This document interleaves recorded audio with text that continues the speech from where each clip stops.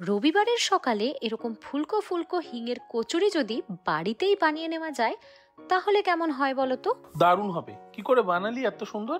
কিছুই না, 1 কাপ বিউলির ডাল প্রথমে খুব ভালো করে ধুয়ে নেব। তারপর কিছুটা জলে মিনিমাম 7 থেকে 8 ঘন্টার জন্য ভিজিয়ে রাখবো। তোমরা চাইলে কিন্তু ওভারনাইটও রাখতে পারো। বাহ, ডালটা তো ভিজিয়ে রাখার পর বেশ সুন্দর ফুলে গেছে। এবারে নিয়ে নিলাম একটা মিক্সিং জার, তার মধ্যে ভিজিয়ে রাখা ডালটা অ্যাড করে বেটে নেব। খুব মিহি করার কিন্তু একেবারেই দরকার নেই।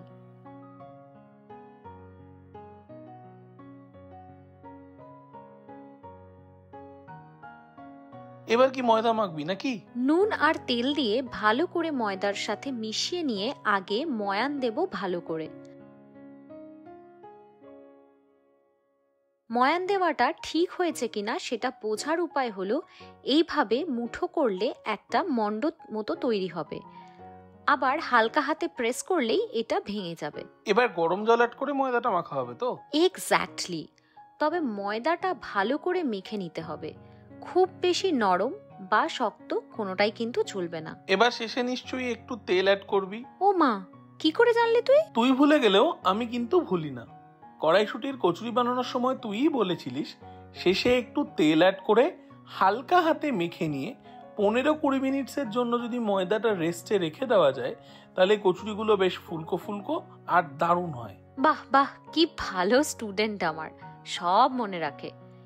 এবারে বেটে রাখা ডালের পুরটার মধ্যে স্বাদ মতো নুন, চিনি আর লঙ্কা বাটা দিয়ে ভালো করে সবকিছু মিক্স করে নেব। একটু আদা দিবি না? যেহেতু হিঙের কচুরি তাই আদাটা স্কিপ করছি। হিঙের গন্ধটা ইনট্যাক্ট থাকে এই আর কি। এবার পুর তৈরির জন্য একটা কড়াই নিলাম, তাতে কিছুটা সাদা তেল দিয়ে অ্যাড করলাম হিং, বেশ কিছুটা পরিমাণ। তারপর আগে থেকে বেটে রাখা ডালটাও অ্যাড করলাম।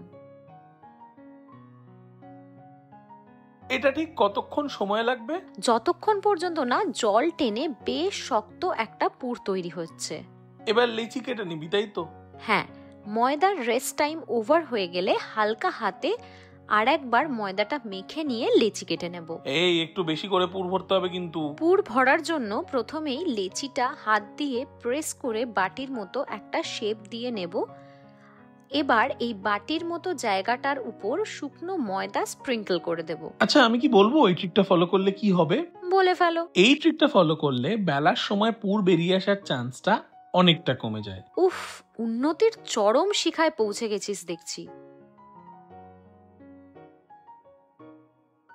এবার ঠিক এইভাবে মুখটা মুড়ে নিয়ে বা সিল করে চলে যাব কচুরি বেলতে।